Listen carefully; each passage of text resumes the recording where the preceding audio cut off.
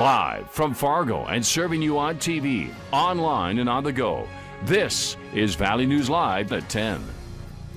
People from the FM area took to the streets of Fargo for the Solidarity March. It's the fourth march in Fargo since George Floyd's death, protesting police brutality and asking for justice. Valley News Team's Alexandra Kay takes you along with the marchers. Now! What do we want? Justice! What do we want it now? Calls for justice for Vanessa Guillen, Breonna Taylor, Natasha Potion, and others rang out through the streets of Fargo. They won't stop until people understand. People need to understand that all lives matter, Black Lives Matter, and right now all lives can't matter until Black Lives Matter. The march brought nearly 100 people, like 81-year-old veteran Thomas E. Whalen.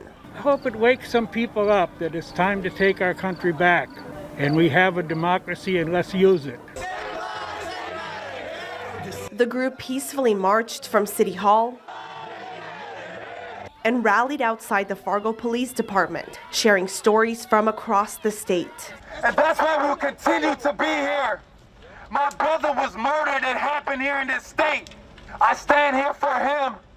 I stand here for Danny Fuller, who was murdered by the cops at Devil's Lake. The message, keeping those in power accountable, including Fargo Mayor Tim Mahoney and Fargo Police Chief David Todd, asking for Chief Todd to step down ahead of his resignation planned for the end of the month. Because at the end of the day, if all of our money, all of our tax dollars are going here, how are they serving us if Chief Todd is in office?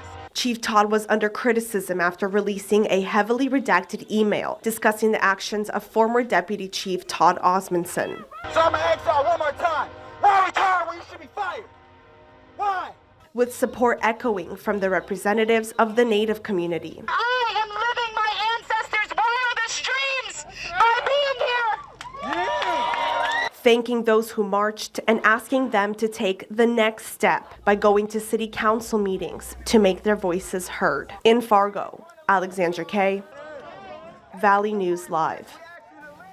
Fargo Mayor Tim Mahoney released a statement today saying city leaders are fully committed to community dialogue. Mayor Mahoney says he hopes organizers will accept the invitation to restart meetings with city representatives. 3 people suffered gunshot wounds in an early morning shooting in Minot. Police received a report of gunshots around 2:30 a.m. on Central Avenue West. They say all the victims were taken to Trinity Hospital. One was treated and released. Police say the victims were all men ages 22, 26, and 42, but could not release more information on their identities or conditions. No one is in custody at this time, and the investigation is ongoing. North Dakota is confirming 141 new COVID-19 cases. There are now 1,025 active cases in the state. This is the highest number of active cases to date.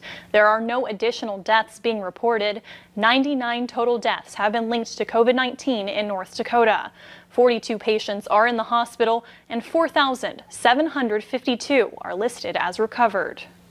Minnesota is reporting 871 new cases linked to the illness. There are also 3 new deaths ranging in age from their 70s to their 90s. The death toll in Minnesota is now 1,574. More than 44,000 patients are listed as recovered. Record numbers of new COVID-19 cases continue to be reported in states across the country as government officials commit $1.5 billion to create a new rapid coronavirus test. Meanwhile, as government benefits to protect Americans impacted by the pandemic start to run out, Democrats say they are awaiting a new GOP plan for Congress to pass. Jennifer Johnson reports. California and Florida have now surpassed New York as the states with the highest numbers of COVID-19 cases. The Department of Health is conducting 770,000 tests a day, but still struggling to get results back faster. We are never going to be happy with testing until we get turnaround times within 24 hours, and I would be happy with point-of-care testing everywhere. We are not there yet. Cases are now surging in places like Mississippi, Hawaii, and Montana. Hotspot Texas is not only dealing with massive outbreaks on the Mexico border, but now outages and flooding from Hurricane Hanna. Meanwhile, in Washington, Democrats say they've had a bill on hold since mid-May to help struggling Americans, but are awaiting a counter-proposal from the White House and Republicans. We have been ready for 2 months and 10 days. I've been here all weekend hoping they had something to give us. They promised it this week. It didn't come. A federal ban on evictions has just run out. Federal pandemic unemployment compensation benefits expire Friday, and the payroll protection program for businesses ends early next month.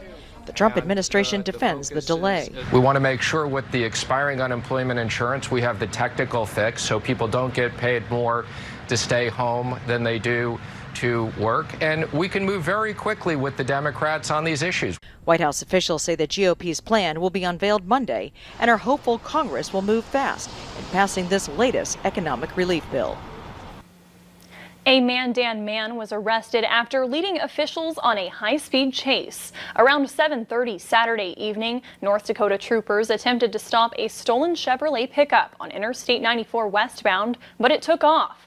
The pickup reached speeds of up to 100 miles per hour and then exited at Castleton before getting stuck in a small slough. Officials say 35-year-old James Sean was arrested on several charges, including possession of a controlled substance with intent to deliver, driving under the influence, and possession of a stolen vehicle. A van crashed into the Sonoma Loft Apartments in Grand Forks Saturday night. Firefighters arrived on scene to find a large hole through a bedroom wall, the van sitting inside the kitchen area. Police say the van was driven by a juvenile who took his parents' vehicle. He was driving too fast and lost control, which caused the van to hit a curb and continue into the apartment.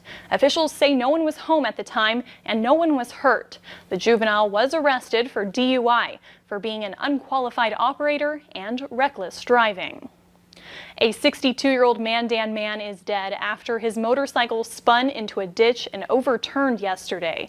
Clayton and Casey Maloney were traveling on Old Highway 10 about 3 miles east of Richardson.